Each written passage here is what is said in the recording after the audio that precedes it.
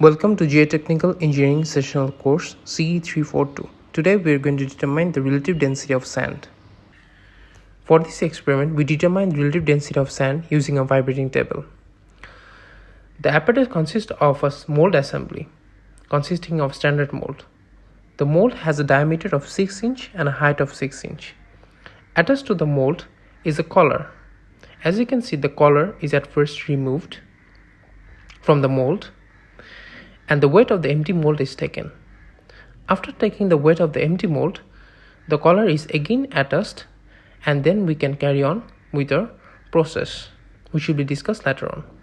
Other apparatus includes a sand cone through which sand will be poured in, a straight edge, a spoon, a surcharge weight. From the balance, we can see the weight of the empty mold is recorded to be 5.91 kg. After taking the weight of the empty mold, now we attach the collar to the mold by tightening the screws as shown in the demonstration. Having done that, we fill up the sand cone using spoon with the soil sample given. While doing this, we must ensure that our fingertip is covering the opening so that sand doesn't leak out. Now that the sand cone is almost filled up, we pour the soil sample into the mold. It should be done as loosely as possible by pouring the soil using the funnel as shown in the demonstration. The sand should be dropped from a height of 0.5 inch to 1 inch above the top of the mold. And also we have to maintain a spiraling motion.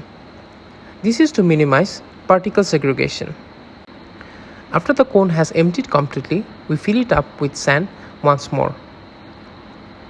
Now we place the cone over the mold and allow it to fill up the mold up to the collar depth.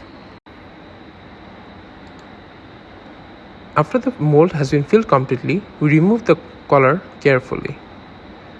We should do this so as not to disturb the sample. Since it is a questionless soil, the sand will gradually drop off. We use the straight edge to remove the excess soil as carefully as possible in one go.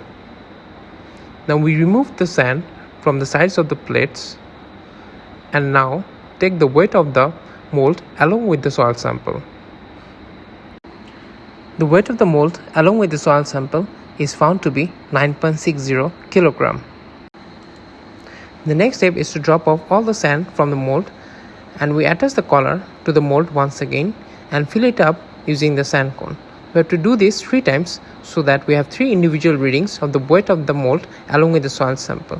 This will help us determine the minimum density of the soil. In order to determine the maximum density of soil, we need to fill up the mold with sand. The only different thing that we are going to do is to place a surcharge weight over the sand so as to compact it. The mold along with the soil sample as well as the surcharge weight is now placed on the vibrating table as you can see in the figure. The vibrating machine is now switched on and the time is set for 10 minutes. Vibration at high amplitude on the vibratory table along with the surcharge weights results in the maximum density of the clean sand sample. To determine the maximum density of soil, we need to first lift the surcharge weight. Next, we remove the collar that is being attached to the mold.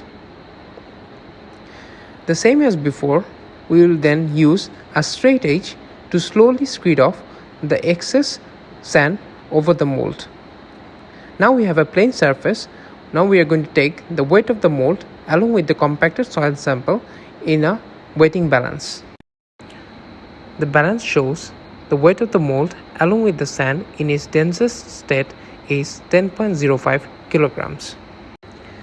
Since we already know the weight of the sand in its dense state and loose state, we can easily determine the maximum and the minimum dry density of sand from the weight and the volume of the mold.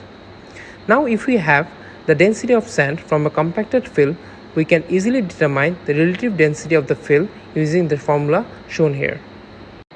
Thank you everyone. If you have any questions, please feel free to ask.